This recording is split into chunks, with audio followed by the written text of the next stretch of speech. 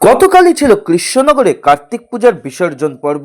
আর সেই বিসর্জন পর্বকে ঘিরেই কিন্তু এক রণক্ষেত্রের চেহারা নেয় কৃষ্ণনগর পোস্ট অফিস মোড়, যেখানে দাঁড়িয়ে দুই ক্লাবের মধ্যে প্রথমে হাতাহাতি, তারপরে কিন্তু বাঁশ এবং লাঠি পেটা শুরু হয়, ইট ছোড়াছুড়ি এবং খবর দেওয়া হয় কৃষ্ণনগর কোতোয়ালি থানায়।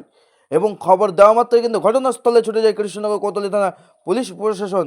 তারপরেই কিন্তু কৃষ্ণনগর কলেজিয়েট স্কুলের পাশে থাকা এক বাস প্রতীক্ষালয়, সেই বাস প্রতীক্ষালয়টিকে ভেঙে ফেলা হয় এবং ভাঙচুর করা হয় রীতিমতো সেই বাস প্রতীক্ষালয়ের কাঁচ এবং বিভিন্ন জানালা দরজা ভাঙচুর করা হয় রীতিমতো। এবং রীতিমতো রণক্ষেত্রের চেহারা নেয় কৃষ্ণনগর পোস্ট অফিস মোড় এবং অগ্নিগর্ভ পরিস্থিতি সৃষ্টি হয়। রীতিমতো কৃষ্ণনগর কোতোয়ালি থানার পুলিশ প্রশাসনের হস্তক্ষেপে পরিস্থিতি নিয়ন্ত্রণে আসে। আর সেই ছবি উঠে এলো আমাদের ক্যামেরায়, দেখুন।